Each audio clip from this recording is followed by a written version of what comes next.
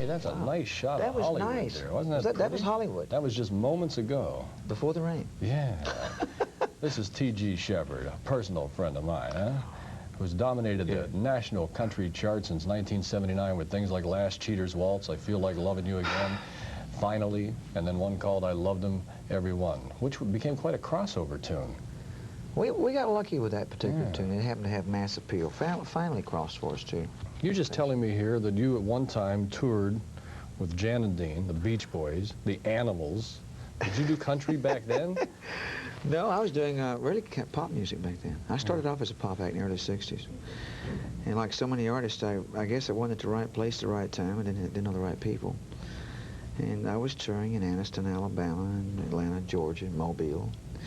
And I remember that because I was commenting the fact that I watched this show quite often. Really, I think it's one of the better shows. I mean that sincerely. Thank you. What a guy. I get paid an hour when I get off. I'll just shake your hand. And that's it. No, and I saw a show where you had Mike Love and one of the singers was Jan and Dean. Dean was one, and that's when I commented that I used to tour those guys. That and 35 cents would get us both a cup of coffee. Yeah, those are a couple crazy guys, though. It was a good show. It must have been a nutty tour you were involved in. Oh yeah, it was the start of. It's been a roller coaster ride ever since. You're here in L.A. to, among other things, talk about a new album you got coming out soon. Yes, Greatest Hits album. But you'll be doing tomorrow night, which we won't see until I guess sometime maybe later in the month on NBC, Motown's 25th anniversary show, which is big doings. People ask me how I got on there. Yeah, because it's all Motown artists, and especially they call me and they say, "Who's your agent?" Yeah. No, what happened, and a lot of people don't really know this, but I was a Motown artist. My first #1 record in November of 1974 was on Melodyland, which was a subsidiary of Motown Records, a country division, which they later folded a couple of years later. Don't know if it was because of me or what.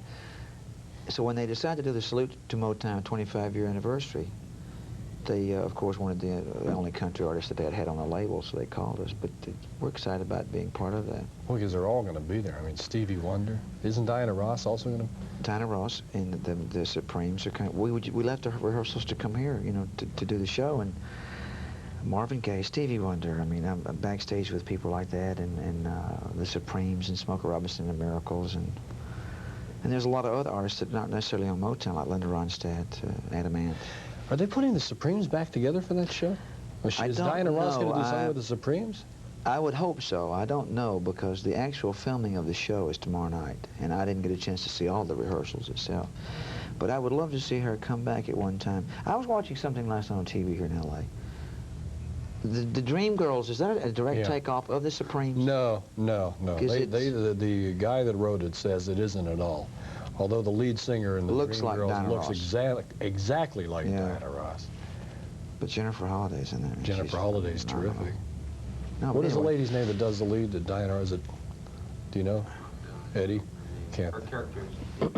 Plays Dina Jones, which is interesting. Dina Jones. And it's Diana Ross. Anyway, we don't. I was looking at the cue cards. We don't use it. I haven't used one yet. I'm doing pretty good. They hold them up in case we have a major mind blank.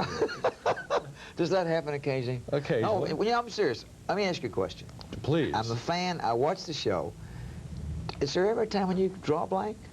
I mean, like this? You were good at do that. I keep looking right here. I'm looking for the elevator. Those guys do. They save it, though. They hold up. But we've told everybody that that's common practice on these shows. They hold up cue cards. So I'm not the only one. I was just kidding, folks. I was just kidding. There's no cue cards back there right now. So you were on the Tuss show about 2 years ago when you sang I Loved Them Every One. Yes. And that went on to become a hit because of that show. That show. What have you been doing since? Been touring a lot, you know, working with some great people like Kenny Rogers,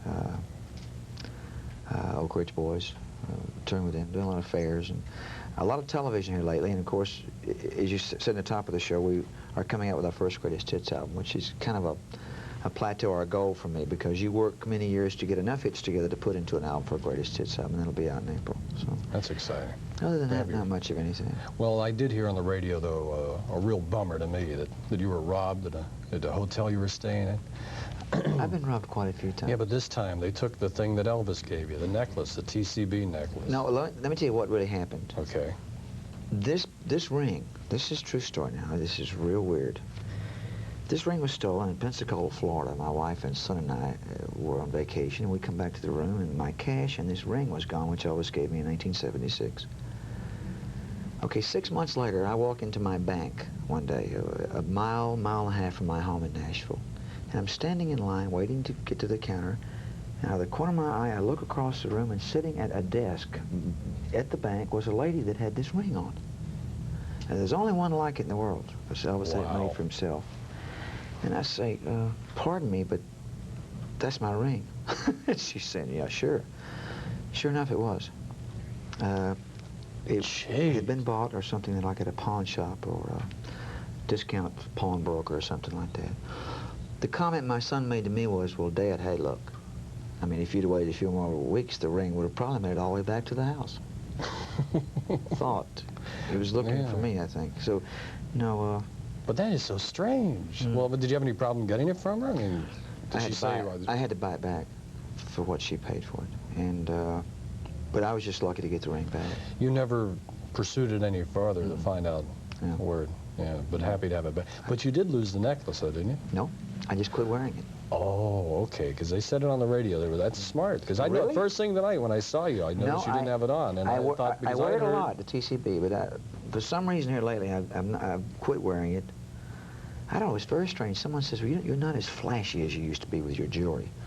And I really and truly feel this. I think that when you're first starting out and you really can't afford jewelry, or afford the things in life you want, you try to flaunt them. You try to, when you can't afford them, you want them, and you show it. And then, not that I can afford it now, but I find the older I get, the more conservative I am. I don't wear the flashy jewelry. You don't need to show it. And do all that, because your priorities change as you get older. Well, especially a thing like, we're talking about the taking care of business necklace. I mean, that was something that was given to you by Elvis, because you were, what, part of his inner circle for 16 years, something like that? He was a great man, he really was. He had a very big influence on my life and my career. And didn't he discover you? More or less. Not so much discovering me is the fact that I worked for RCA Records many years, and of course living in Memphis, and he also living there and being based there. I was working with him very closely with RCA. His philosophy about life is more or less what I adopted, which helped me in this business, the fact that there's really not room in this business for a large ego. I mean, we all have them, and if we say we don't, then we're lying, but I think we have to control them. And he taught me that if you ever forget where you come from, you're never going to get where you really want to go. He never did?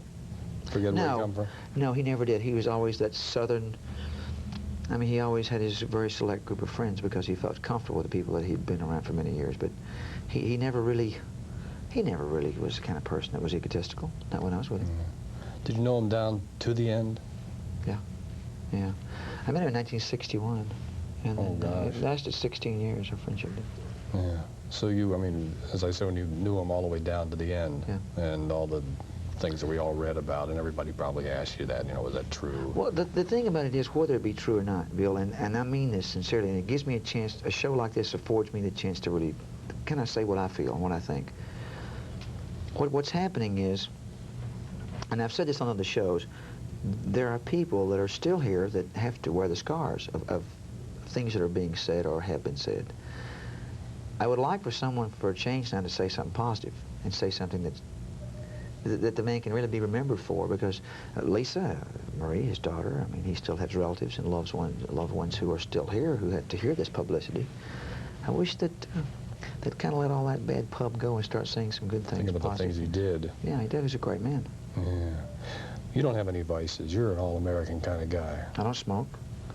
I did smoke up to 6 months ago, and I quit. I feel real good about that. I'm a very casual drinker, maybe a glass of wine, a little amaretto or something after coffee, sometime after dinner. I'm basically a health nut. I really take a lot of vitamins and try to get at least 2 hours of sleep a night. Well, we were told that you like 2 hours of sleep a night. We were told you like junk food. I am a junk food junkie. I was until recently. Of course, when you travel the way that I do in a bus... You're stuck with it. And you stop at every truck stop along the way between Atlanta and Miami and New York, and you buy the greasy food, and you don't really get a chance to eat the good food. Now, you caught me when I come in today with a mouthful of pineapple. Yeah. But I'm really into... Well, you've gotten real good because it wasn't even peeled. I mean, you were just fighting run into it. And I said, gosh, he's tough. What a guy. Oh, I wish people could see the old Tush show. Well, it's on. It's on Saturday night. Is it on Saturday night? Superstation. Here's my plug. The comedy in that show was probably, no, I'm serious, I mean this, when I did the show, the scene with the elevators and stuff where people would come out, you know, there was the hallway there. Oh, I remember. Some of the funniest, I spent a lot of time in that hallway. Some of the funniest things I've ever seen. We had a lot of fun doing it. Thank you. I'm a big fan. We had a lot of people out there that liked it. I meant what I said to you before the show. We've done a lot of TV shows this week out here, but I requested to do this show. Isn't that nice? Yes, I do. I sit at home and just dial you right in on the dish. Oh, you got your own dish? Oh, yeah, sure. Status symbol. Oh, yeah. I'm coming up with a new business. I'm going to make styrofoam satellite dishes and sell them out here for the people in Hollywood that can't afford them, but you got to keep up an image here, you know? There will you won't be have a day to do that anything. You just put it in your yard. It won't be long to be this big. They'll be on tops of cars before too long. Eventually. I don't doubt that at all. We're going to have to take a little break and come back. And all these people we're going to be working with tomorrow night, do you get nervous at all? Not anymore. I mean, no, there are people that you meet, like Diana Ross, who's a legend, that you get a little queasy when you meet her first. Or Richard Pryor I met a while ago because he introduced me. I felt really strange because I'm a big fan of his, and sometimes, but not very often, depending on the person. As always, you'll do great. I always get queasy when I'm around you. Oh, don't. Big fan of yours, Bill. Over there. You got to hang around here more often. You're doing great things for my ego. I'm going to start wearing jewelry. Mary Fran from Newhart when we come back.